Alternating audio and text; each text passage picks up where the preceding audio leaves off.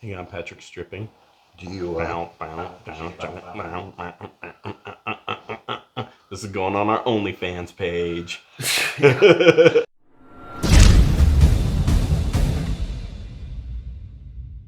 All right, everybody, thank you for joining us. I'm Ron from BPMF, and I am joined by Patrick Odle from Modern Civilian Combat.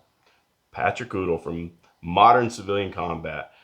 So Patrick and I went to lunch yesterday, and let's just say yesterday morning, I thought I knew a fair amount about knives and knife defense. And by last night, I realized that I don't know anything. So I said, Patrick, I got to get you down here, got to get you in front of the camera so you can talk to our viewers about what you know about knives and help us out. So the question specifically that we were talking about is there a difference between a folding knife or a fixed blade knife as far as defense? Is it both the same or what's the difference? You know, you'll find that nowadays you have a ton of different defensive knives that are being made. You've got things that have a classical, like hunting or workman approach. So everybody asks me, like, what kind of knife should I get? And I really have to kind of probe around and get some lifestyle choices out of what they're expecting from it. Because when you start thinking about a knife, if we were to take a comparable tool and think of a hammer, you could go to the hardware store and look at the shelf and see 20 different types of hammers, from everything from concrete to banging on metal to tearing down a house or building one. So when you start really looking at different knives, the premise of our conversation is you were speaking about duty. Right. And So to fill everybody in a little bit, so some law enforcement agencies have a policy that you have to have a folding knife, and they won't allow a fixed blade knife. So that was my question to him. Am I at a disadvantage? Should I worry about it? Should I talk to my chief, see if we can get something changed? Or do I just carry a folder and call it good?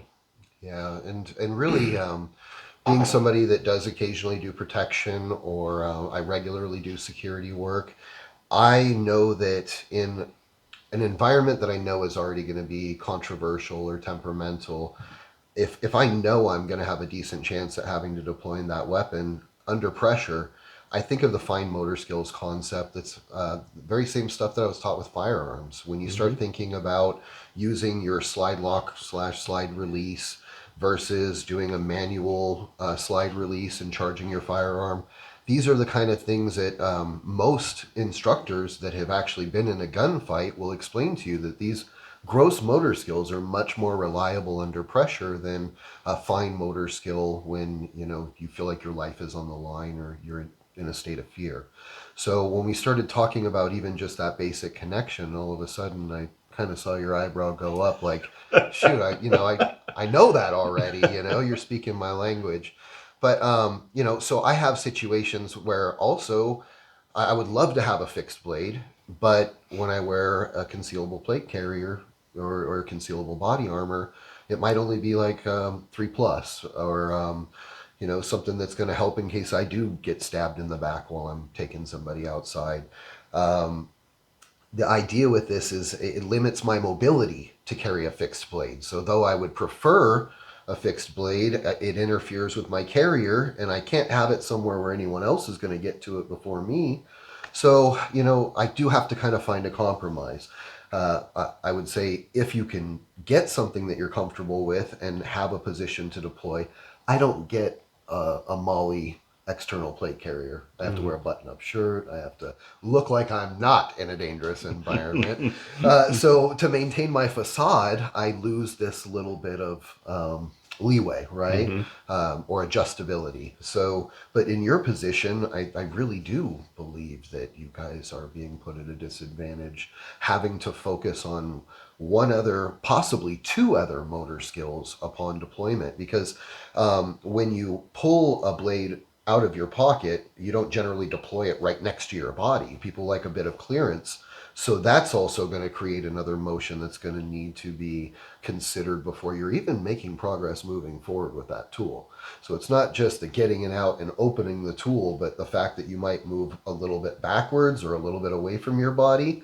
All of this presents the tool to your suspect or your potential attacker. So these are things that really, when you take movements and you break them down into very small real time and you watch where you can trim off and make more efficiency, a folder does add a considerable amount of extra manipulation. And it would be similar to like if I didn't carry one in the chamber in my concealed carry. Now I have this whole other engagement process that I have to do that does kind of alleviate my element of surprise, so to speak. That click when my knife flaps open is not much different than the of my, my Glock 19 or whatever I'm carrying at the moment. So I do feel like there are little sacrifices. Now, I do train a lot of women, as you've gotten to experience. I, I, And they're instantly I've gotten dangerous. to experience. Okay, that's interesting wording. and when I say that, I mean, you've been in a position where somebody that you might not consider to be super volatile or vicious, the minute that they get one of these tools in their hands, all of a sudden they've got fangs or claws. Lesson for all of you: if you ever go to Patrick classes, okay, don't mess with the Patrick girls unless you want to be humbled very quick. Then you train with them. But other than that, yeah, they're all tough, and really, it's just about knowing their deployment and being able to use the tool. For them, a fixed blade isn't really an option. Most of these girls, some of them are wearing yoga pants sometimes, or they've got kids with them. They don't want to have a big knife hanging off their hip or something, but they can have a little fixed blade, or I'm sorry, a little folder here, and it goes right inside the waistband, and they can still get a nice active deployment with it, to a sense where they don't feel like they have to change their lifestyle or their wardrobe, but they're still able to get a defensive tool. So, yeah, I really don't feel like there is any one answer here for everybody. Like what you're going to need a knife for on your day-to-day basis, and what some of the gals I teach might need it for are relatively different. And for them, the element of surprise and being able to deploy, it really is a big factor. When you think of a fixed blade, if you can get your hand on it, you're pretty much free to go.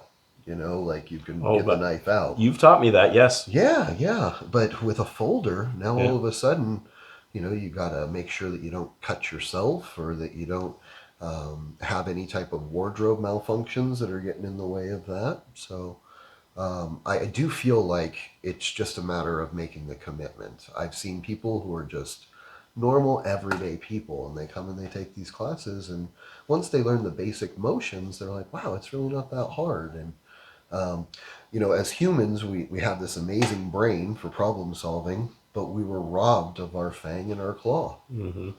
So, when you see a young lady who's got 2 children with her, and she's got to be able to try to amplify her force. And if you can't multiply that with a simple tool, then, you really better hope you can walk on water physically. I tell people all the time, if you want quick defense, learn to run a 6-minute mile. If you don't want to spend months and months and months, but when you've got your children with you, or you have your wife with you, running's not always an option. So being able to stand your ground and have your fang here, or your claw, it really can make a world of difference. And the thing that I like about this, and I do carry a firearm, but I've taken a significant amount of training to confidently do so, is that on day one, you can start becoming effective with a blade, and you can start learning concepts that you can go home and practice. And there's no potential for collateral, So I really do feel like it's a great place to start for that person that has to develop some confidence before they maybe feel more comfortable with a firearm. And let's face it, there's always something you can slice or poke somebody with. I don't care how good security is. So Yeah, we talked about that in one of our last videos. Most people don't have a gun in every corner of their house, but most people have something sharp in every corner of their house.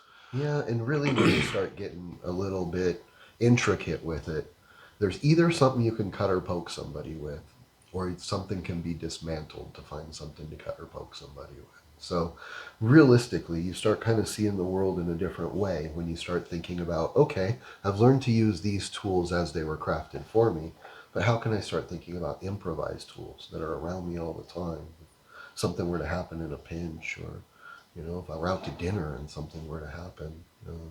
So it really is kind of a universal concept. The beauty of the Filipino culture is that they're so ingrained with the edged weapon through agriculture and just survival in a jungle environment that you learn this as a young person and it stays with you. So whether I have a machete and I'm in a really indigenous environment where it might be tropical jungle, or I'm in a position where I'm just trying to get down the alleyway to get home safe. All these concepts, whether it's a long blade or a short one, they ring true. So something I've learned from you in it was more in your unarmed class without a knife, was about moving forward into an attack instead of running away.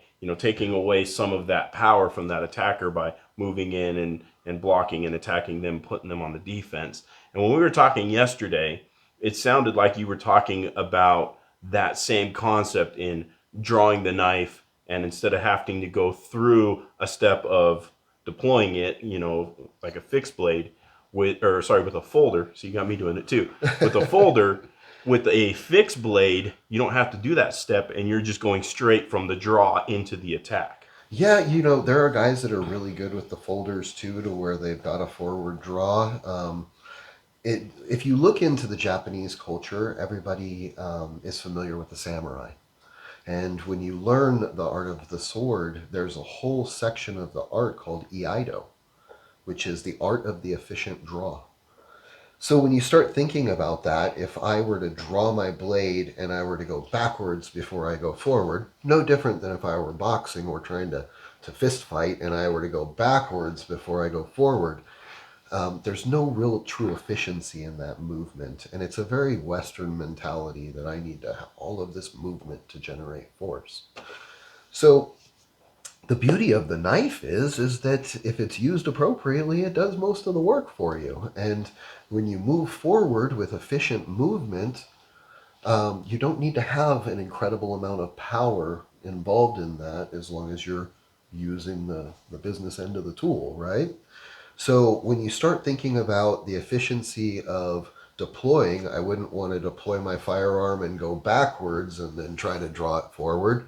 It would just be like a sprinter having that gunshot go off and taking 10 steps back to run forward. And when you start applying those same concepts to your deployment, the fixed blade really does allow you to, as soon as you're clear of your sheath or your containment, that you're able to just continue to move right towards the attacker. And the feeling of this, especially in this close quarters proximity, for somebody who doesn't know what they've gotten into, can seem overwhelming, because the natural reaction is for somebody to want to back up and create space, and that really does give your attacker their choice of angle.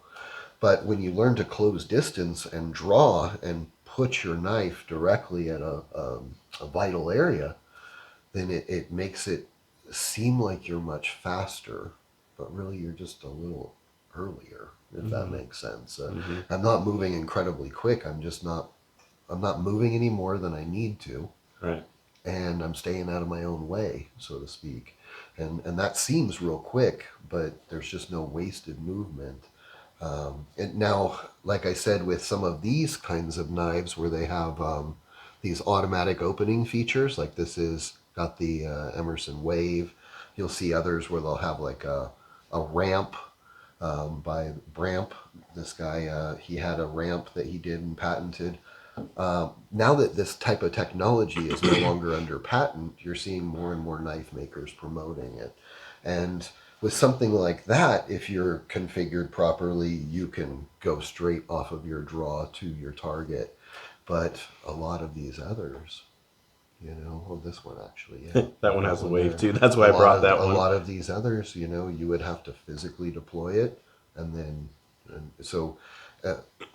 I've always thought about like that saying that children should be seen, not heard, but knives should be felt, not seen. And if I hear a loud click and I have time to change my posture or to get my hands in the way I would try to, right? Okay. But if that click is happening on the way to my target, the action versus reaction in that close quarter space, I still have a really good advantage. And that's kind of like the freebie that you get with that fixed blade, Mm-hmm. is that there's no sound on the deployment. And then also you can be moving right to your target out of the gate. So I'm going to go back to, this is going to be a law enforcement specific question, so the housewives can tune out for just a second.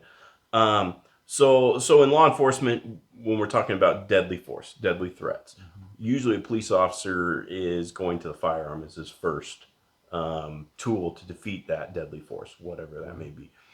Now, the exception to this, and where I see a knife coming in, and if you see a little different, you can tell me, is when you've got the attacker on top of the police officer and they can't get that firearm deployed, or if they're fighting over the firearm. Okay. Yeah, I mean, a lot of people will use the knife specifically as a retention tool. Mm-hmm. To where if they're putting themselves into like a cross draw position, or to be able to draw with their left hand to be able to free up to be able to deploy their firearm. So I think there are different strategies with it. I've always been a firm believer that if somebody's in a very, very tight proximity with me, I'm I'm probably going to deploy the knife because it can be dangerous from more angles. As much as I hate to sound crass, a firearm is only deadly from the angle that it's aimed at.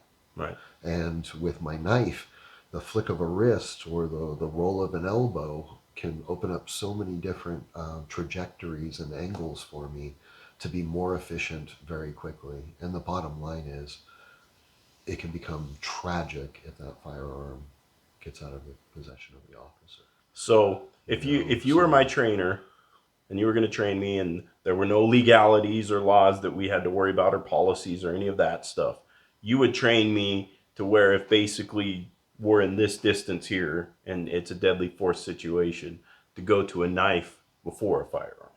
I would say that it's definitely a practical approach in a lot of circumstances. I think that there are definitely circumstances that could come into play where if I don't know if the person has a firearm or if they're trying to create space, the knife is only effective or more effective in that close range. Mm-hmm. And really, you'll hear the 7 meters or the 21-foot rule thrown around quite a bit. Mm-hmm. This could be a couple of strides for a big guy like yourself. So when I think about the ability to close distance, I think of my knife as a much more effective close quarters tool. Absolutely. And it's just because of the fact that just because I have my knife doesn't mean that I couldn't go back to 1 second deployment with my gun. If I need to drop my knife to get to my gun because I start to see a gun coming or I start to see somebody reaching, now we're not talking about them directly influencing me. Mm-hmm. If they're directly influencing me or trying to reach for my carry, I'm going to use my knife because I can use one hand to try to retain that carry, and I should be able to deploy my knife with one hand. And within a second, I should be able to be effective with that blade. Whereas we could wrestle for 10, 20, 30 seconds or more over this firearm if we're both just committed to that. Right. So I'd be thinking about trying to tuck my lat, tuck my shoulder, tuck my elbow, and get as much surface area contact as possible, and be working for my other cross-body deployment. So you would, let's say you would teach me, you would train me, that as a police officer, if I've got my firearm on this side, and our discussion where if I'm going to use a knife, one of the likely scenarios is to defend the firearm, then you would say carrying that knife on that left hand, that support side, would be much better. Yeah, in your position. I personally believe that I should try to set myself up to deploy with my dominant hand if possible. But if I'm having to fight to secure my firearm and I don't have any sense of control over the suspect, being able to have the dexterity to shoot with both hands, to clear malfunctions with both hands. It's all commonplace stuff. But even my students, when I have them start running their knife drills with their left, they look as though it's day one, you know. But They look I'm like, guilty. The minute I try to throw a football with my left hand, yeah. you know, It looks like me and Matt trying to do your little, well, the stepping drill yeah, I where our mean, knees are that's the knocking. You're like, thing. just Like, throw a ball. it's kind of human nature. We all want to work our strengths, right? Right. But you know, in a perfect world, I wouldn't have to use my knife in my left hand. But it's usually not a perfect world when I'm having to pull a knife. So um, when you think about that, it's the dexterity to be able to use different blades than my preference. I have my preference, but I could still use a straight blade. I can still use a reverse hooked blade. I can still use a longer blade if I need to. I have enough time with it and enough dexterity built up with it to where I feel comfortable. But just because I didn't bring it to the fight doesn't mean it might not end up in there, you know? So, That's exactly why we've been training with the AK, you know, because who says you're going to use your gun to win the gunfight, you know? Who says no. you're going to use your knife to win the knife fight?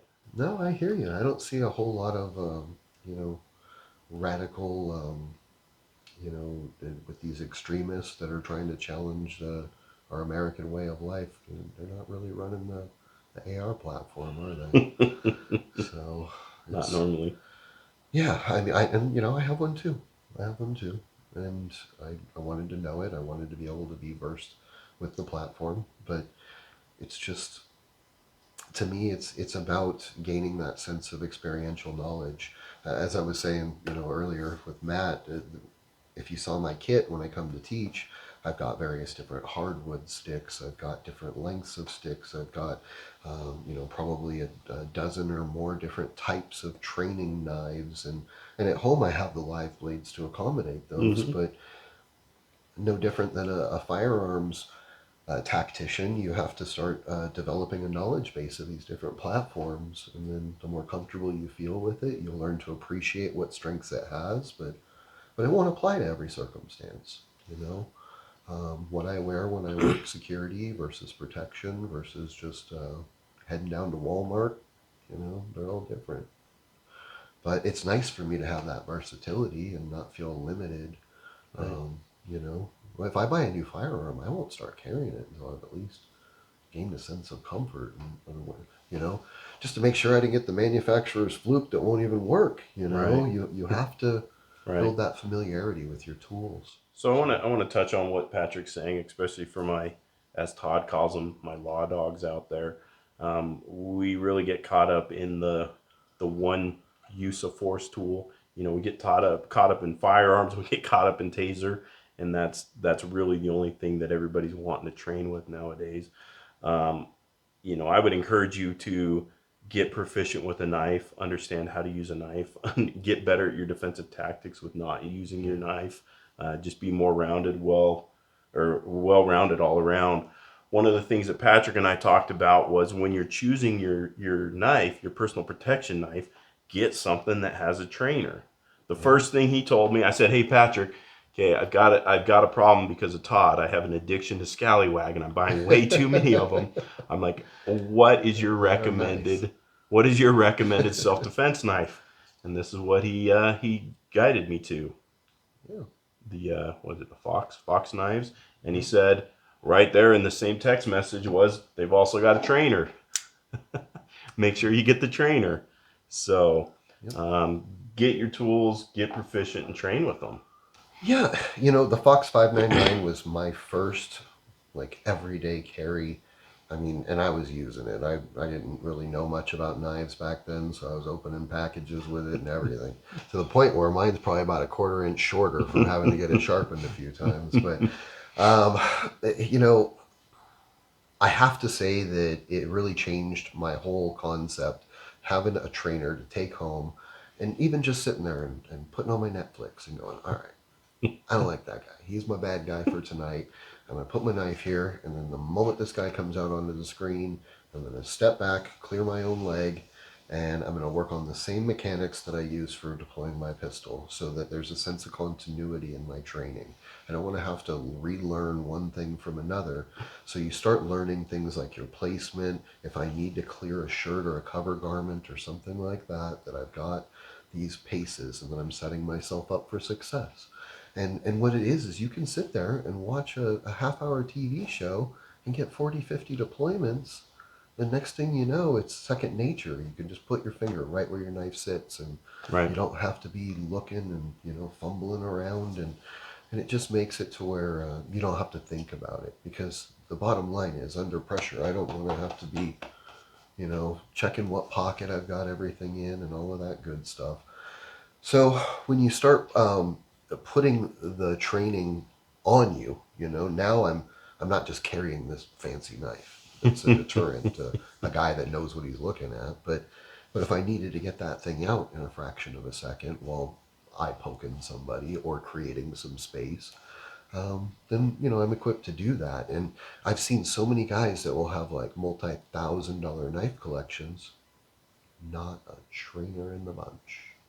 Kind of like when you go over to somebody's house and you see their beautiful gun collection, and then you go to pull back the slide or you go to pull back the bolt carrier group, and you're like, oh, it's brand new. It's like the guy that has the big lifted truck and it never gets off the pavement. So, if you're going to use your stuff and you want to learn it, start by buying knives that have a trainer, and it'll encourage some of these knife makers to invest in their own product sales and the use of their blades. Like, the bottom line is, if you want to get these in the hands of law enforcement guys and military guys, the way you do that is by investing in your own line and getting a trainer out there that supports the usage and learning with your blades. Because I'll be honest, I tell my students, hey, if you just want to collect them to collect them, by all means, I got that bug. But, if you want to be practical about it, buy things that you can get a trainer. Mm-hmm. It's the CERT pistol dry fire mentality. I hate to say it, but now you look out and there's a dozen different app programs for your phone. But we didn't have that in the beginning. No. You had to buy a $300 laser pistol and put in the work. So Trexton found my my training pistol this weekend, my little laser gun, and he was doing the same thing. He's shooting all the bad guys on TV. So yeah, we have a few things to work on, but no, I hear you. So it makes it fun. It makes yeah, it fun. yeah. So okay, so I'm a police officer and I'm carrying a knife on my support side with the intent to be able to defend myself if somebody's fighting me for my firearm. Okay, which knife here would you recommend that I carry on my support hand, and how would it be? Like a overhand stab? Would it be something more underhand? What would you recommend? Well, because of the nature of why you're deploying and the fact that we're also trying to protect a sidearm, I would say a reverse grip deployment would be ideal. Okay. The beauty of that is, if you have, say, a reverse grip deployment and you have a horizontal deployment here, for me to come out with my left and immediately be defending across my right, if I was trying to stop somebody. You might have to stand up for the camera to be able to see it. If somebody's reaching in my space here, and I'm trying to secure here, I've got to be able to cut anything that's in that space. So upon deployment, I can get that cut without even, it's not like I have to pull the knife up, bring it back, and then get my cut. So with a horizontal deployment, and you'd also be able to get in and out of your vehicle comfortably, which can be a big issue when you're in uniform. So I would not say anything that has longer than a palm of your hand, because the longer the grip, the further away from your body that tool is going to have to get before you have wrist manipulation. Okay, so what if the attacker's behind you? They're grabbing your gun from behind you. Would you still continue along with that? I would. I mean, some of us can't get around that far. The fastest way is to be able to turn your body. Mm-hmm. And if I move my hips and I move my shoulders, I can turn and face somebody a lot easier by using my whole body than trying to reach with my knife. And also, when I turn my hips, it further tries to bring my tool set away from the person. So I would say, realistically, because of the proximity, having a forward grip on your knife, that's not something I'd want to be in a courtroom trying to come up with justification for as an officer. But being able to say that even with my grip, I'm sacrificing reach and distance to only protect what's in my immediate proximity, that really does have a major liability factor. Okay, so what if we in got my eyes. what if we got more of like your standard folder that opens with either a thumb or a like this, and you were to carry that on your support side? Would that be a little bit harder because you'd be running into that same thing you're talking about of Well, it brings me back to my left hand throwing a football again, and then fine motor skills under pressure with your offhand. So I'm not saying that you couldn't do the training and get good at it, but it's going to take a considerable amount of commitment. And I'll be honest, I have a lot of friends that are officers, and I have a lot of respect for the job you guys do, but a lot of the departments don't supplement the officers' training time or aren't going to give them any type of work time credit for practicing their deployment. And all this, it's on you as an individual to get that extra time. but Now, I'm going to bring up the argument of we've seen recently, unfortunately, in the court systems where if an officer hasn't gotten enough training and makes a mistake, that liability is on that police officer, not on the department. So it's on us as police officers to get the training that we need to be proficient. Yeah, to be proficient in your job, one way or another, it's lying on you. You Yeah. know. Now, when you start looking at certain blades, they'll have a bit more flexibility. For instance, this blade that I'm carrying, when I go to pull it, I have an auto opening feature. But if for some reason I go to pull it and that doesn't deploy, with the flick of a wrist, I can get my tool to open, right? Now, whether I use the flick of a wrist to open it or I utilize the tool itself as an impact weapon to start hitting, because when you have areas around the wrist or on the top of the hands, or the bicep with you. I would really encourage that, or the bicep, Yeah, the he's radial punched me in the nerves. bicep a few times with it, and it doesn't feel good. It's more just that if you have a failed deployment, now what? Right. You know, so I'm not saying it's impossible, but you also need to work on the fact that this folder may come out as a really expensive impact tool, and that be all it's good for in the heat of the moment, left-handed, under pressure, being attacked. So it's not like you're dead in the water if you get it out and you can't get it open, or you can't seem to get the manipulation correct with gloves on or blood on your hands or whatever's going on. It's just it's a tall order for most people to get these skills with their dominant hand, let alone with their offhand. And that's why I was really trying to stress it to you, like they're kind of tying one of your hands behind your back here with this whole folder policy, you know. But that's just my opinion. Yeah. As a subject matter expert. And you know, the bottom line is your criminals, they're going to work with the fastest, most effective tool they can get their hands on, you know. Yeah. So it really is quite limiting, but that is one of the beauties of a folder is, you know, these things can make a really good pressure point tool or an impact tool, but it takes a certain person to teach it that way, you know. That's kind of where I try to give you guys a little bit deeper perspective, so that if it's great when the plan is great, the sun is shining, the clouds aren't out, and you know the rain's not pouring. But when things get bad, can you adapt and still get that tool open? And so, anyhow, yeah, I really have to say that, you know, it's a policy that it should be looked into, but I think that the biggest part is proving to them, you know, hey, look, I mean, if we just run a timer on this kind of stuff, the proof would be in the pudding. So, Do you have anything? Let's move on to our female viewers. Do you have any advice for them in selecting a knife and different things that you've seen with students coming through your classes? yeah, you know, usually what I'll do is I'll start lining the ladies up with each other, because I feel like I can give my perspective from, you know, my defense experience and my experience with these different tools. But the ladies themselves know what they deal with on a daily basis. So I really do encourage them to talk with each other, but I would say a lot of them are going with these finger retention knives.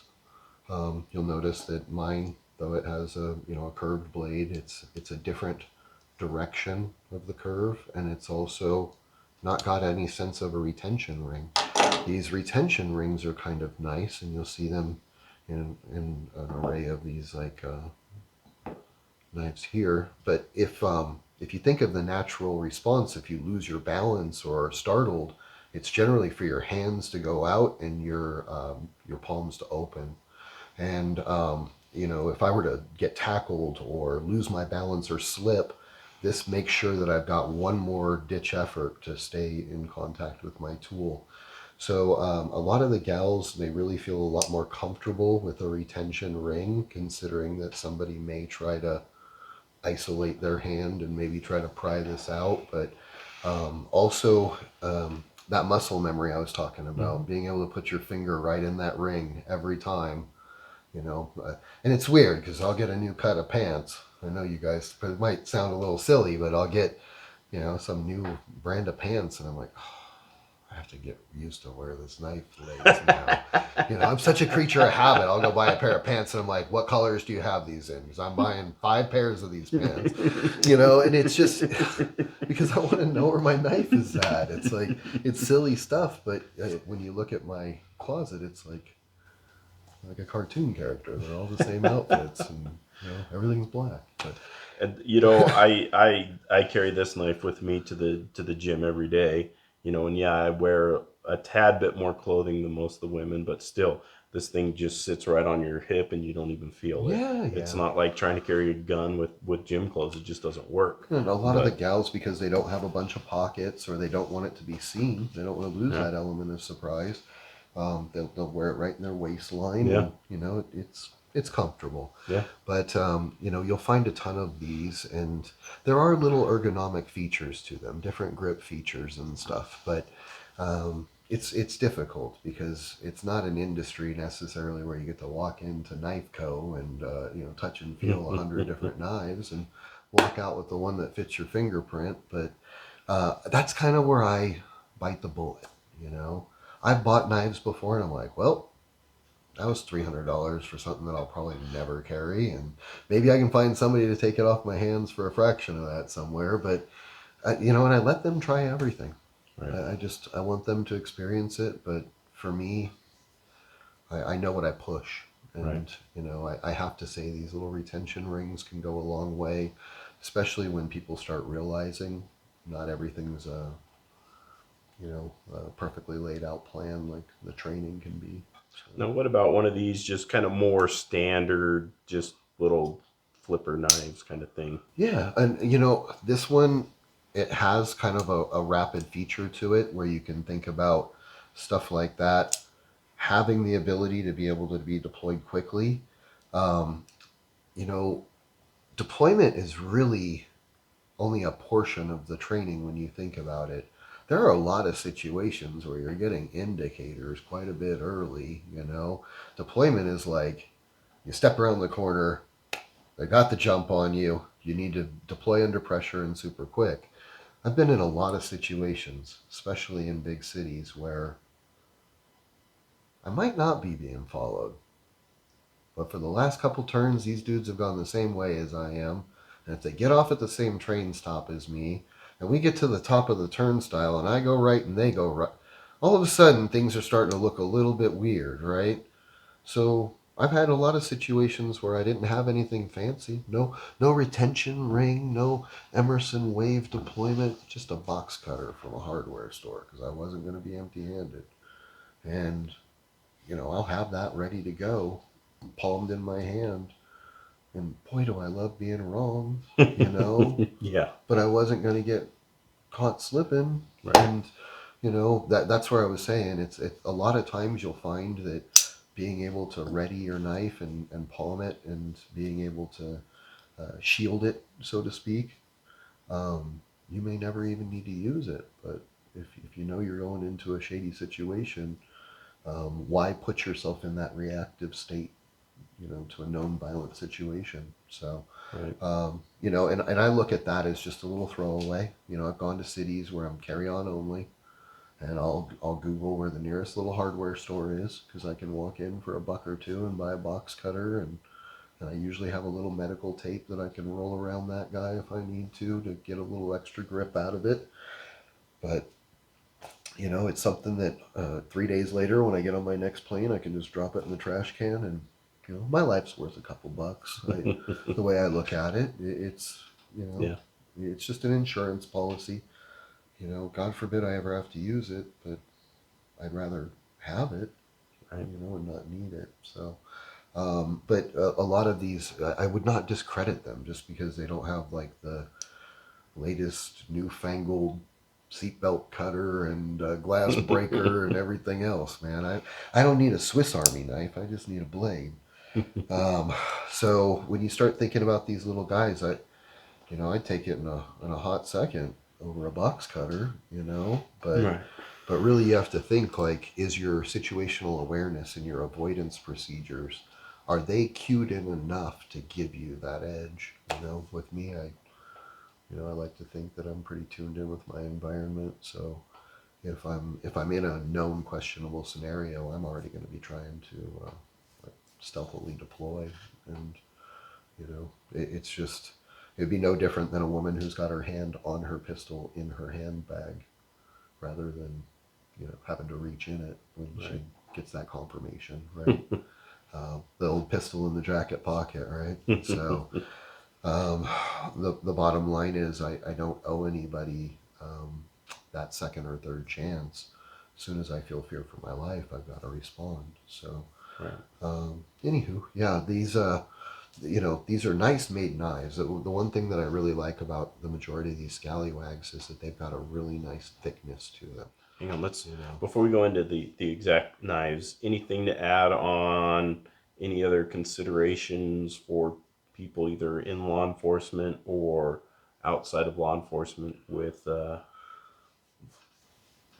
I would say inside of law enforcement, make sure that you're thinking about the full practicality. When I'm in my day to day clothes, even being in Utah, I don't wear a lot of gloves. I like the function of my fingers and my hands and stuff. So, make sure that your equipment is going to function for you even when you're in your kit.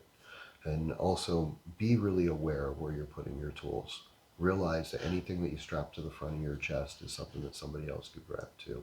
right. I've as you've learned training with me, I will grab other people's stuff and I will use it. When I'm working on you.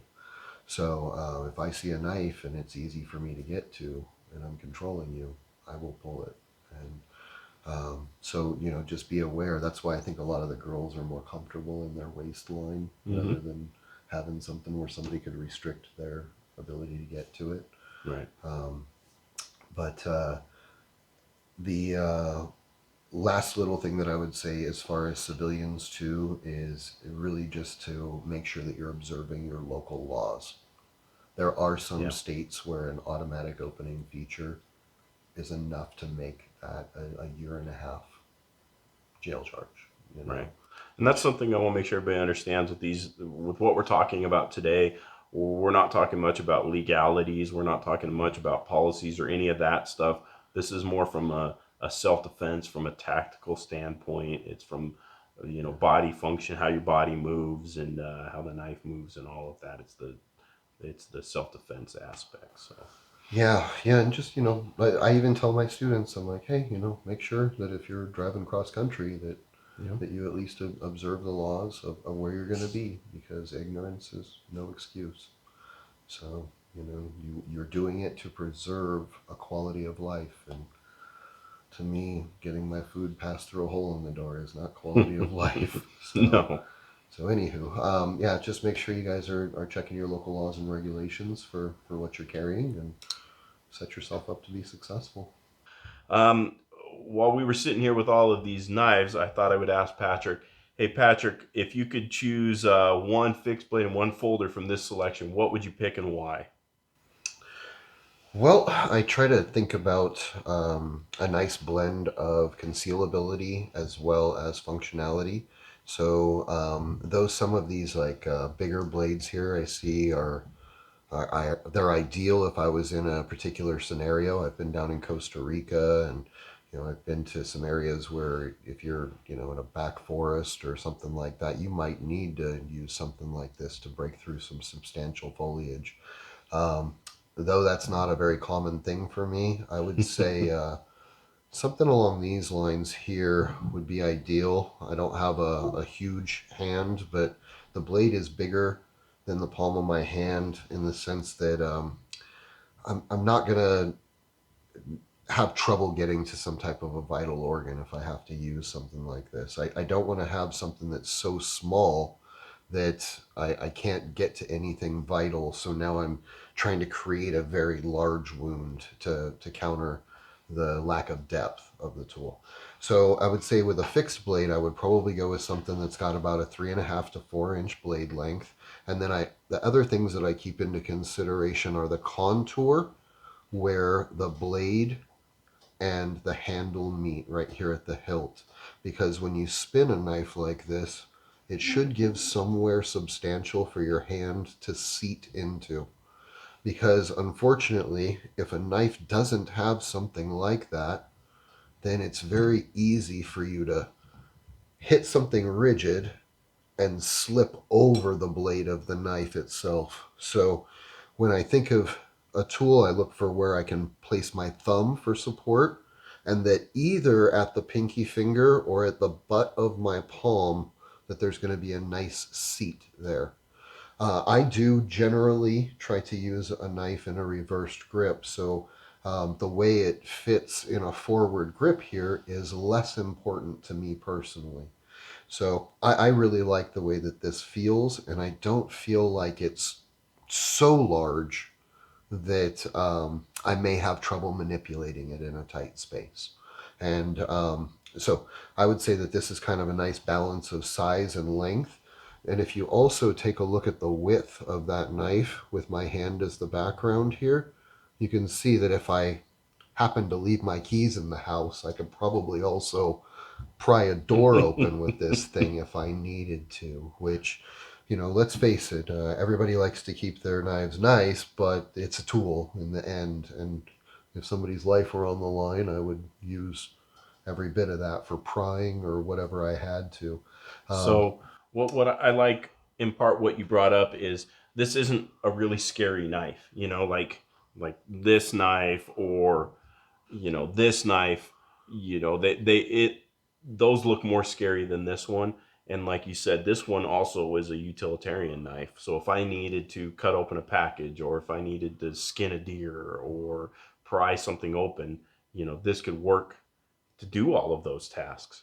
yeah, it really is a nice tool. I like the way it fits in my hand, especially with the forethought put into the angle of the butt of the knife, and then also with right here at your hilt where you've got that nice finger groove that also doubles for a pinky finger groove. Now, you do have a little bit of texturing. They call this jibbing here on the spine, and that's kind of nice. Anybody who's ever actually cut meat or cut flesh with a knife, the first thing that you figure out is that once things get a little gristly or slimy, once you have visceral fat present, it doesn't take much for your hand to start moving around. And whether we're cutting some pork or pig, I used to have a small pig farm, and we used to see how these knives work with flesh and where they go and how they flail on a rib. And so when you start playing with that kind of stuff, all of a sudden you realize, like, oh man, all this little extra craftsmanship that goes into these things, it can make a night or day difference of you keeping good control over your tool. Um, but really, when it comes down to choosing a fixed blade and a folder, I'm kind of looking for different attributes. So I would say if I had to go with one of the folders here, I I really like the one that Todd ran off with. I'll be honest. Yeah, he wasn't going to leave that one with No. us. This is a knife that we were talking about in our last video. I carried this for about 5 years and only started getting into other things to challenge myself, really. I still have this knife at home, and it still swear by it. You know, I recommended it for you as well. The thing about these G10 scales is that when they get wet, they tend to get more grippy and a little bit more sticky. Has a similar attribute when you start thinking about your micarta. You know, when people are making their own micarta scales, that's one of the beautiful attributes, is that it doesn't lose its texture when it gets wet or bloody. Um, I really do like this because of the auto opening feature. I feel like having a folder that you have to have control over that additional fine motor skill to get the folder open. I do feel like that could be a disadvantage for people. But nonetheless, it's got a great impact tool approach as well, because if this were to come out and for some reason I failed with my deployment to actually get the edge to show, I have a little single knuckle here that doesn't seem like much, but when that happens on delicate fine areas here with all your bones very close to the surface, or if you're using stuff like this to pinch or to grab a hold of different delicate areas, all of a sudden you start to get somebody motivated to where this will open later if you didn't get it on the first go. So with me, I have to be careful not to cut myself. But if I'm opening it on somebody else, I don't care if it nicks them. Um, so when you think about this having a lot of versatility, you have an impact tool, you've got a small brass knuckle, and then, you know, if need be, I can always go back to the blade deployment. So I really feel like this one kind of, you know, stands in a league of its own here. But one of the other things that was getting to be very common for a while were these neck knives. And these are just a couple of examples. And, you know, I've carried them for a while, and I've also noticed that sometimes, you know, not these particular ones necessarily, but that they don't stay sheathed. Or if you're doing something that has a little body manipulation, like some light grappling or clinch stuff or close quarter stuff, it doesn't take much for that to unsheath itself in your clothing. So, you know, we started noticing right away that you see these little bits of lanyard on somebody or some 550 paracord. It doesn't take much to feel something there. And I don't know about you, but having a knife that's that close to my torso that somebody could pop down a little and rotate and just start leaning into me, it just seemed like something that was less practical than I initially thought. So I kind of backed away from them a little. But a lot of the ladies that I train, they love them because sometimes a folder isn't convenient, and they want something that they can be in a nice dress or something, and they don't have anywhere to get a folder to go. But you know, it's just what I've found is that oftentimes, you know, just heating up your Kydex and giving it a little pinch will alleviate some of that flexibility that they have, to where, let's face it, I want to really have to yank to get that thing out of there. So, but you know, I've carried a lot of different knives over my time, and I found that just a simple like you said, a utilitarian fixed blade with a good palm seating and a nice contour on this butt end here is what's really going to keep my hand from going over that blade. And if I were to take this knife out there and go and stab it into the concrete, I feel pretty confident that my hand would stay in place. But as you know, and if you think you go to use a knife on somebody, yeah, we're these big wet meat bags, but in there we have these bones, and if you make a good contact with one of those bones, it doesn't really take much to reroute your hand.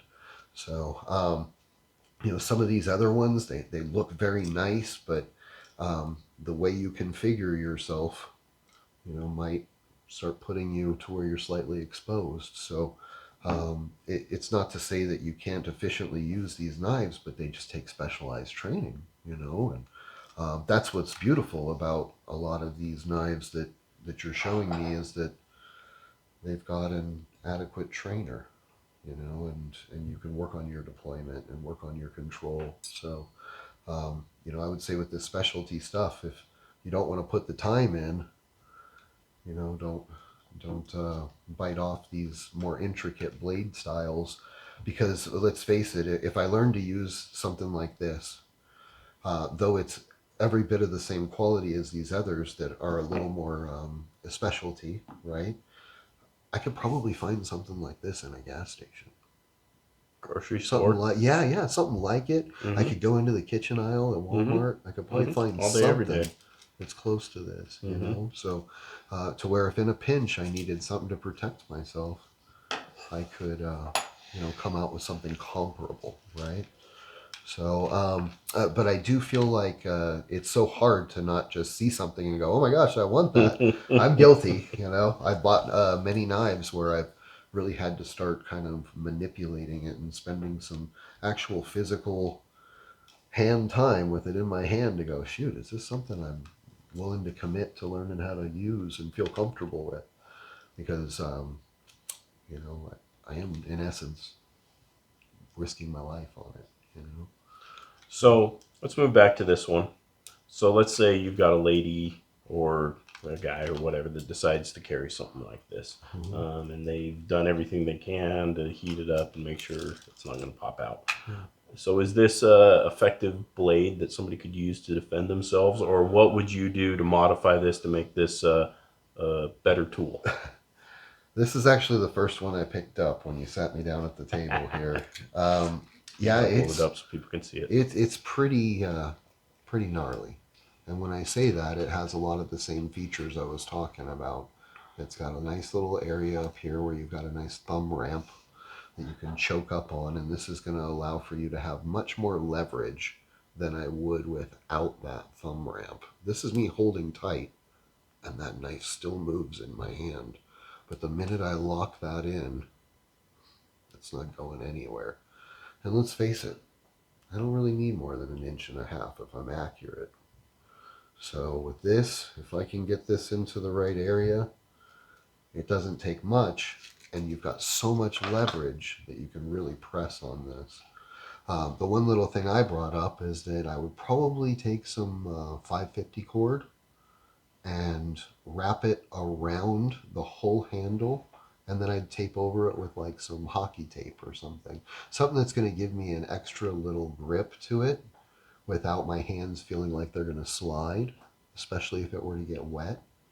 And I really do like the way I've got a pretty good size mitt that my whole hand fits over that, which, the more surface area contact I have, I feel the better chance of me keeping control of that tool.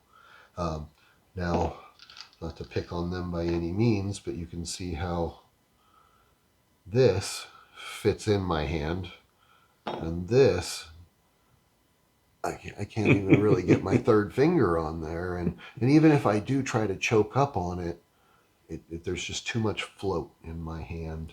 I really, with this one, wouldn't feel as confident that I wouldn't end up partially over the blade, or that it wouldn't be able to get leveraged on me. So, but Opening letters with this thing is yeah, insane. yeah, and you know what though? In a smaller hand, like I've got a little 85-pound girl that trains with me. I'm sure it would fit fine in her hand. You Yeah, know, try that.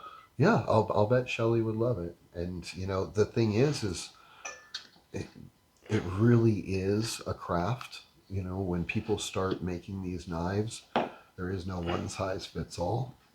Right. And really, something like this, when I start thinking about close quarters and grappling, or if I was to end up in a grounded situation, this is going to move limbs for me. It's going to apply leverage. It's going to create opportunity. And there's really nothing more there than what you need. So, um, you don't have to spend hundreds of dollars to have a nice defensive knife. Even something like this we were talking about earlier, you could take and lay on a cutting board, like a white Teflon cutting board, and you can trace it out, and you can make yourself a little trainer that you can start working with to feel confident with it. Because let's face it, that's a little scary if you're new to this stuff. But you know, when you start getting that sense of familiarity, you start evaluating your environment, what you're subjecting yourself to, and you can kind of look at your 2, 3 tools or 10 or 12 tools here and decide what's best for you, you know. The last thing I want to do, though, is try to bring any unnecessary attention to myself. And I don't mean that from like a law enforcement standpoint, but I mean, you know, if somebody were to walk in and try to victimize people, the last thing I want to do is be seen as like the knife version of the open carry guy. And I say that, I mean, because I've seen dudes with samurai swords, with a big old Bowie knife, and you name it. And, you know, though there is a place for it, if I was out on my ranch or if I was out on the hog farm, I would have a big old blade like that. But I wouldn't wear it to lunch, to a restaurant. You know, I like the fact that I maintain my element of surprise when I'm thinking defensively with a knife.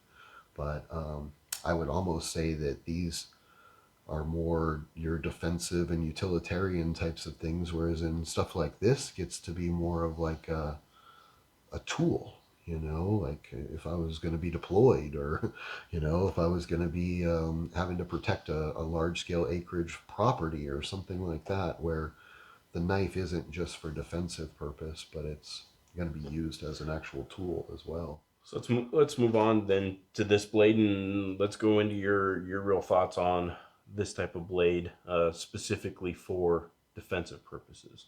Okay. Well, it is a big blade, and it's got some weight to it.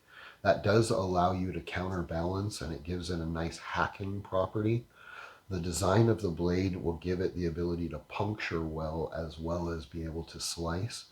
The thing about something like this is, when I think about these types of knives, I had something similar to this when we used to break apart shoulders when we would be slaughtering animals.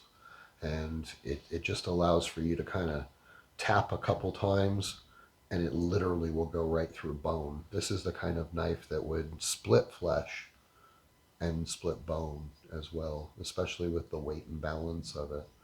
If you look at the side profile here, this belly is a bit thicker than the other portion of the knife, and that gives a bit of a snap to the weight.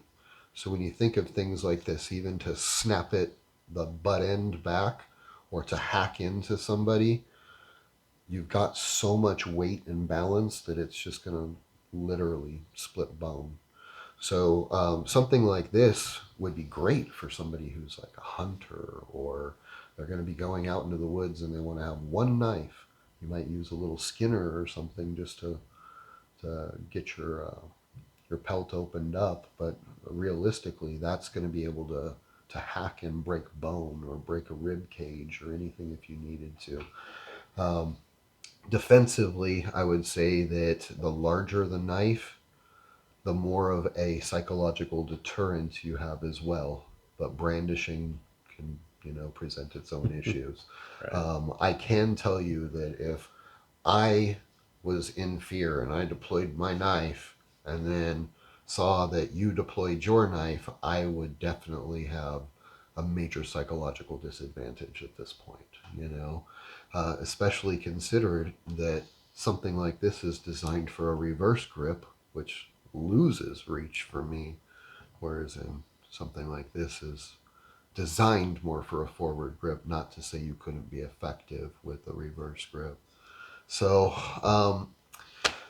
you know, but nonetheless, you're going to not have much of an element of surprise with this big boy unless you have a trench coat. And, you know, I think of these two as being things that I would carry if I was going to have my plate carrier. You know, I would have to have somewhere comfortable to mount these types of knives, because for me to have it on my person in street clothes, so I'm going to stick out like a sore thumb. So the reason I have this one is because it's cool and I wanted it. This is just a collector's piece to me. This for me would be a good outdoors knife. You know, I could split wood and whatnot with it, but it's such a pretty blade. I'm like, it's no. If I get another one, maybe if Skallywag wants to send me one, you know, then maybe I'll beat up on it. But this one's gonna go sit in the case because of it's too pretty to me. But since you're talking about the Guardian, this one is the Gunner's Mate. If you're interested, through Skallywag Tactical, this one is the Guardian, serrated Guardian. Mm-hmm. So since you brought it up, what are your thoughts on this one? And this one is designed to be carried on a plate carrier, usually military law enforcement type application. Right. Yeah, that's what Todd was saying about that one. That it definitely had a specialized usage. Mm-hmm. I actually picked up one of those. They had a nice sale going on, and I had been eyeballing it for a while. Right. Looking forward to the trainer when it comes out. Well, you got this one, which is the D2, which is a little close. Yeah, It's close. Yeah. No, I held up Todd's and was holding it next to my knife, and I was like, okay, well, that's a little different, but I do like it. I think it's a beautiful blade, and then understanding a little bit more about the application with it, it makes sense. It is pretty scary, and what I would say is that something like that. I mean, I feel like throwing that in your bug out bag. If you needed to lash that off to a stick or something like that and use it for more of a long distance defense, or if you were in a house and could attach that to a stick if somebody's trying to come in a door or a window, I mean, you can make a mean tool out of that. And I don't want to see it as what it is being the final draw with it. I feel like that's something that has a lot of utilitarian purpose. So I really did enjoy the knife. I have pretty big hands. I did notice that it felt more comfortable for me when I had gloves on, which is traditional. If I was going to be running with my plate carrier and a carbine, I'm probably going to be gloved up. So that did kind of change things for me a little bit too, because with my just regular hand, I was like, wow, there's all this play. But the minute I put gloves on, it sealed the deal for me. So what's your thoughts on this for, let's say, for me, if I was doing a law enforcement type operation with this versus a knife like this, which is the Spindrift or the Aculus that we spoke of earlier? I'm going to throw this out there, not necessarily isolating for civilian or law enforcement, but I want something to come very clear here. Make no mistake that if you ever had to use a knife on somebody, when you're shopping for your knife, never let it fool you that you're shopping for Exhibit A. Okay? And I'm not saying that this knife is any more dangerous than this one. But the way a jury may look at these two knives sitting side by side, they may think of the person that would buy a knife like this as maybe being a different individual than a person who would buy a knife that looks like this. So you have to think about, the lack of a better term, officer on site. I've had times where I was confronted by an officer with one of these in California, and he tried to swear to me that it was illegal, and I had to kind of clarify what the laws are, and then we did come to an understanding, but it was just the nature of it. It looks so aggressive. It looks like a tool that's meant to harm somebody. This looks like something I could open my mail with. So really, when you're buying a tool, I also talk with some of my students defensively about their firearm, what firearm they carry. Right. I know a lot of officers that have really nice firearms, but even if the department allowed them to, they don't want to modify their gun at all because they don't want the interpretation of the tool to change. So, so my question for you then is a knife like this that much more advantageous for me to use to defend myself, that I should buy this and risk all of the image things that you're talking about, versus a knife like this or this one that maybe doesn't look as scary? Yeah, well, I would say that the purpose that this knife was designed for, um, the purpose that this knife was designed for does not rely upon the judgment of a jury. That is a knife that is designed for a combative approach, Right. that is for a military or law enforcement application, or to The way it was explained to me is that's a sentry knife, which is similar to the Fairborn Sykes approach, where the purpose of that knife is to sneak up behind somebody and to end their life with the least amount of sound possible. Okay. So with that being said, that knife has a very special application, and a knife like this is very utilitarian. It could be found in any common department store without it having a special development for the purpose of harming an individual, which is very close to this. This is a knife that's made for defensive application to cause the most amount of damage with the least amount of effort.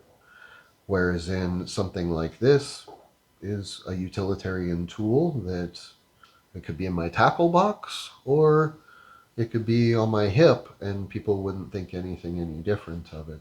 So would you say that I'm at a disadvantage with this knife if I carry this versus the other one for the purpose of self-defense? I mean, this is if somebody's attacking me and I've got to defend myself. Whatsoever. Okay. I would say that this actually would put you at a bit more of disadvantage without any training. If you had to pick up either of those knives and try to figure out how to be effective with them without any training, I feel like this would be a much more natural transition, just because of the fact that the majority of us adults have been cutting something or another since we were a teenager or since we were a young person, right?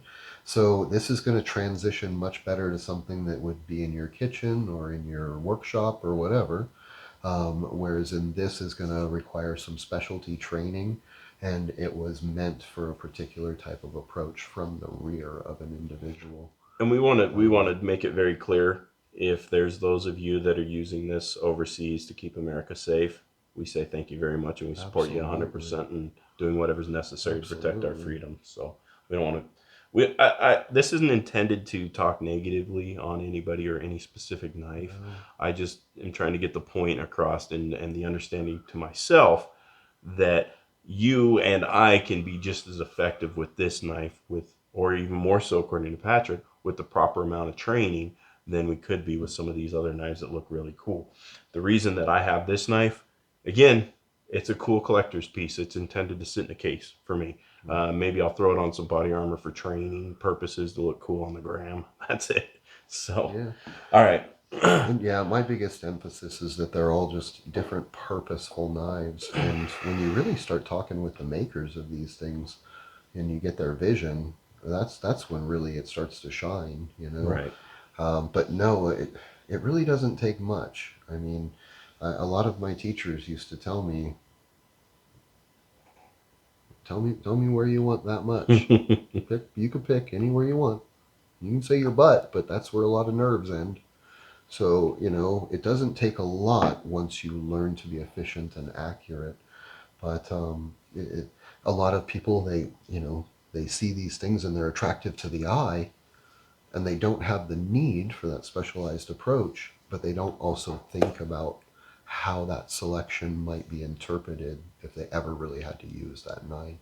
You know, that officer is going to show up on scene and they're going to see this very specialized knife that looks like it has a specific purpose versus something that's a bit more generalized that, could have very well been just for utilitarian purposes. Now, it's not to say that makes you innocent or guilty by any means, but I know that media and perception, a lot of these things are playing a much bigger presence in defense cases nowadays than it used to. It used to just be about the facts, you know. So now it's a bit more about feelings and interpretation and things like that. And you know, so I do try to stress that to my students. It's just, you know, be aware of the first gut feeling that people get when they see your knife, you know, and realize that if you ever have to use that this is all going to seem kind of normal to you because you train it and all of that, but that it's still going to be something that's going to be under that microscope, so to speak. Every choice. Why did you choose this knife? Well, you know, what is it made for? Well, who makes it? Has anybody else ever been cut with one of these? And, you know, all of that stuff is going to come into question. So, um, I don't want to be super flashy, but I do need something I can be effective with. But nonetheless, something like this, or even this little guy here, in the right hands, more than dangerous. You know, Right. it's not the knife; it's the human being behind it. We always say that the knife isn't the weapon. You know, it's just an extension of your brain, and your brain is the weapon. So. Right. Cool. Um, Gonna talk about a couple more of these. And what's your thoughts on this one? It's a chopper. You know, I like it. This is probably one of the ones that I feel is a little bit more limited. You know, the angle of your blade here doesn't really allow for much thrusting, but as a chopper, this has got a decent amount of weight to it, and it's going to be pretty easy to manipulate. Now, you do have a nice edge here on the butt end, so you've got a little bit of scoring that could take place there, which is pretty common when you start thinking like above the eye line. So, it is a bit more specific. This is something that I would use if I was going to be actually having to chop some stuff apart. Like you were saying, if I had to cut some branches or cut some wood, I could use something like that. I do appreciate a little bit more of the forward weight on this one in comparison, just because if you notice here, you have a bit of a taper off. If I hold my hand up here for the background, you've got a little bit of a taper off. As this gets closer to the tip, it gets thinner. Now, I'm sure there's a method to the madness on that, but with a longer blade, I kind of like the added weight. That way the swing isn't all on my limb. I've got a little bit of mass behind the tool too. So, of the two, I would definitely say I like this guy because of the versatility. You've got the thrust ability and a little more weight on the tip of it. That's just preference. It's the gunner's mate that he's talking about that he prefers. This one is the Valhalla, and so the name is cooler because it's Viking. Yeah, no, it's a pretty knife. So, and that's the reason that I have this knife. It's like the gunner's mate. Some of these other ones, it's just gonna sit in a cabinet and just be cool. Yeah, like no, it might is beautiful. It might get thrown on some body armor or something for a picture photo op, but Make some sushi rolls. yeah, it's the same. I don't want to get this one dinged up or anything because it just looks so cool to me. So that's me. Now we're moving on to the Spindrift. I do like this one. It's probably about as big as I like to go on a fixed blade. 4.5 to 5 inch long blade is about where I top out. My hand fits on there and it leaves me just enough for the puño. We've got the jibbing again on the base of the spine here. And what you'll find is they use the little pinky groove here. And on top, I get a nice little thumb cap. Once again, without that thumb cap, it's not hard to slip over and end up on the blade. But since I've got that thumb cap there, it just seats everything in nice and comfortable. Now, it does feel good, whether it's in a forward or a reverse grip. And that is one advantage of a little longer fixed blade is if I might have more than one person or things do get into a ranged scenario, I've got that length that I could add. But yeah, this feels really good. This was actually in one of the posts you guys did the other day, I believe, versus the Valkyrie? Valhalla. Okay. Yeah. Yeah, so this one's a little bit more of a utilitarian blade for me than the other ones I have. This one's kind of a tweener because part of me, especially in this tungsten color, which is one of my favorite colors, it just looks really cool. This is up there with one of my favorite Scallywag blades, but it's small enough that I can carry it, and it's a utilitarian blade. This one's probably going to end up on my training belt because when we're doing courses as instructors, we're doing a lot of cutting and preparing. We're doing a lot of other stuff that students don't necessarily always see. So yeah, that Tonto is really a classic look. The beauty of the Tonto is you get a nice thrust out of it, but you get that added leverage on the belly of the knife. When you have that added angle, it really tends to bite a bit more into whatever your target material is. So It really does have a beautiful balance of slashing and thrusting on that. Did we do the D2 yet? Nope. All right. This one is the D2 Dagger.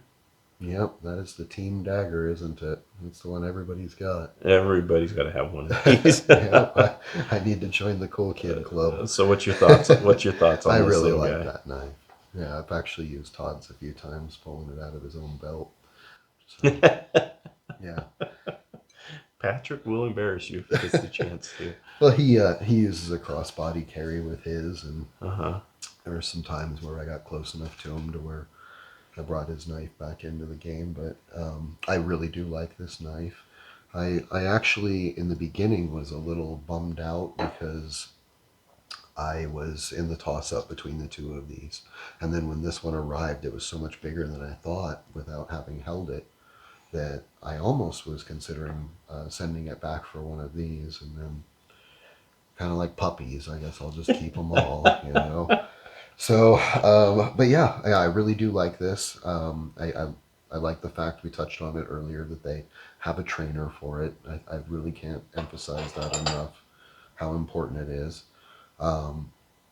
But really, with this kind of stuff, you start getting into that retention ring potential again, which allows for you to be able to get to areas that are a little bit less visible.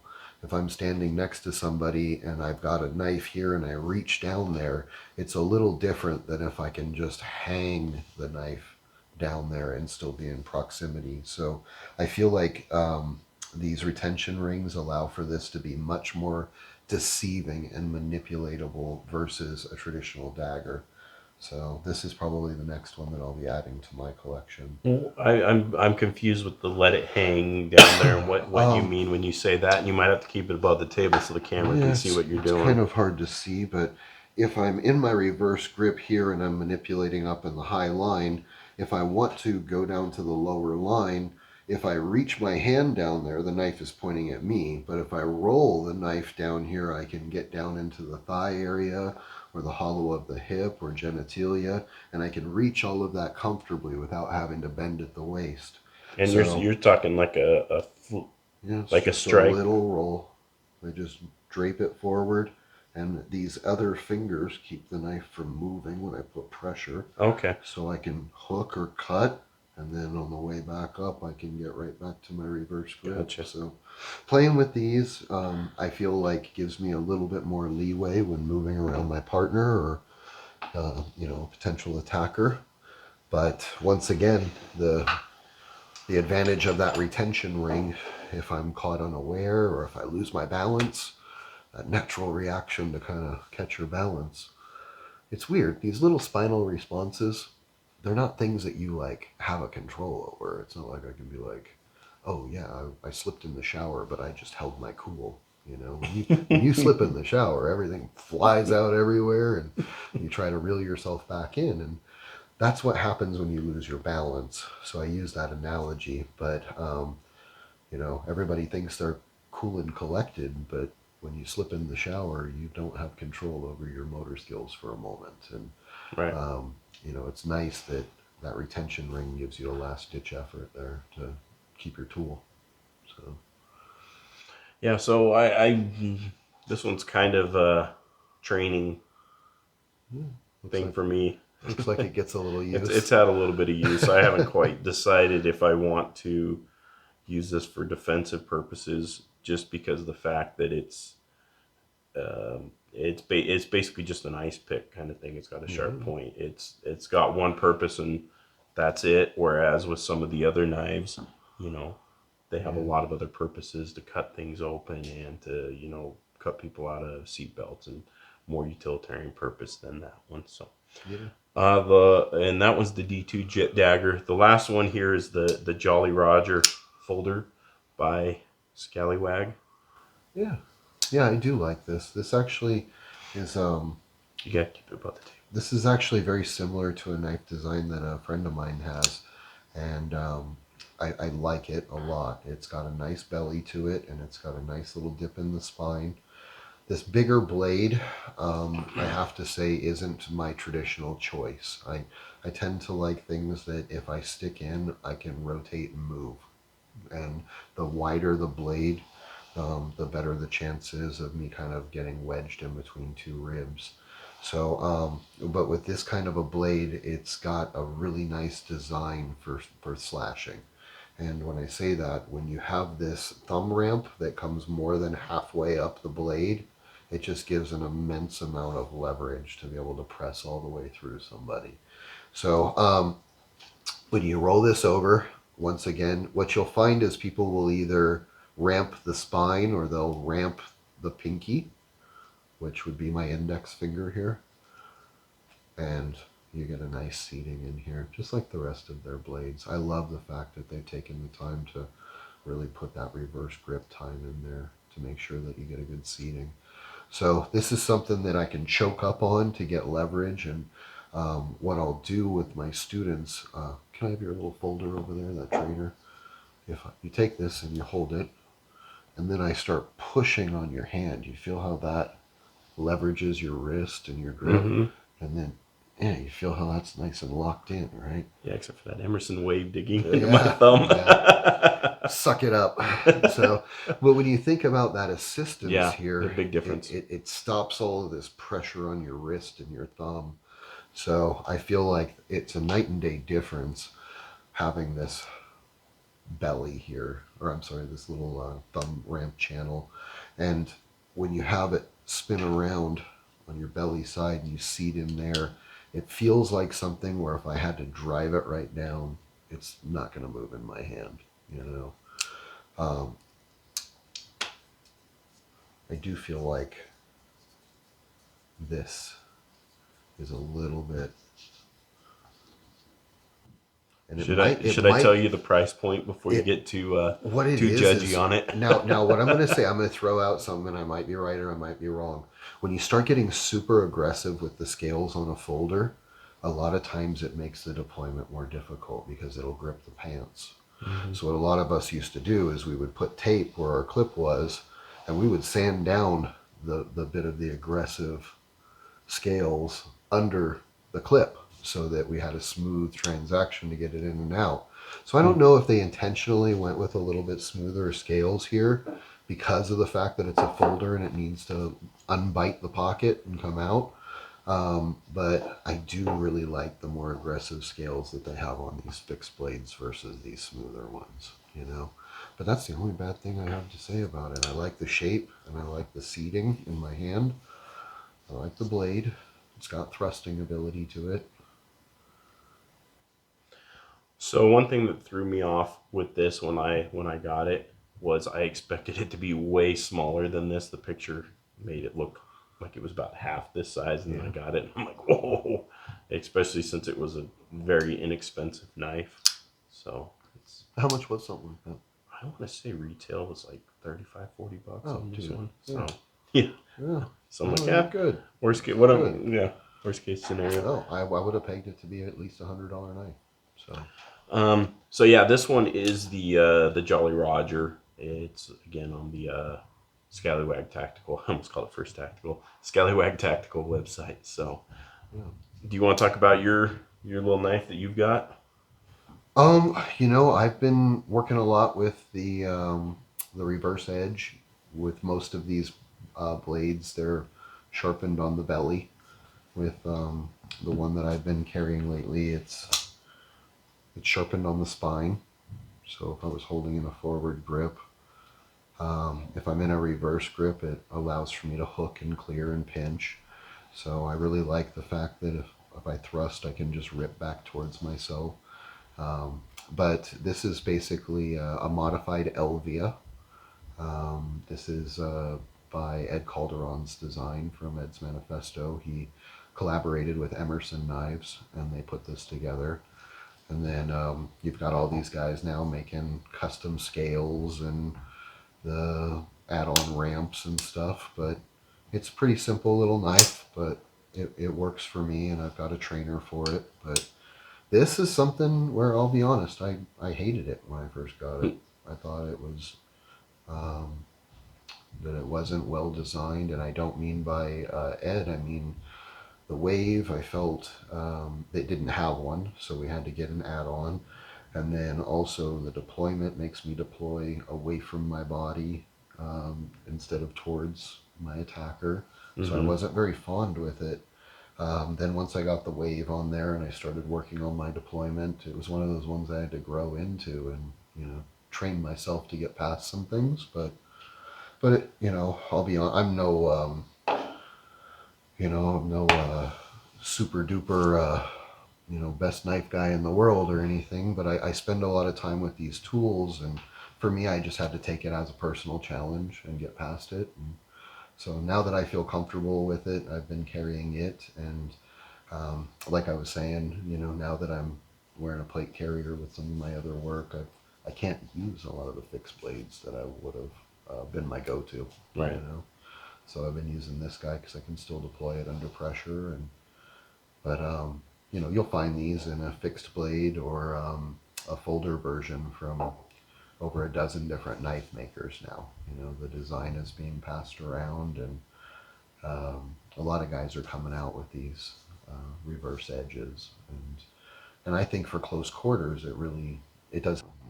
This little guy over here, but in most of the scenarios I would find myself in, it's more of your dark alley or in a bar room, and I need to be close quarters efficient. So. All right. Anything else to add? No, great blades. I'm glad I got to touch and feel them without having to order them all. Yeah, I did that for you. All right. Thank you so much for being here today, and thank you so much for sharing all of your knowledge with all of us. I'm going to go home and, like our conversation yesterday, try to get my brain working again and process all of that. So, if you want any more information on Patrick, or if you want to know when his classes are, we'll be hosting him here very soon through the BPMF website. We've got some more information on him, but they can also go to mccdefense.com, or you can Google Modern Civilian Combat. I also have an Instagram as well. So, all right. Thank you so much for being here, and everybody have a good night.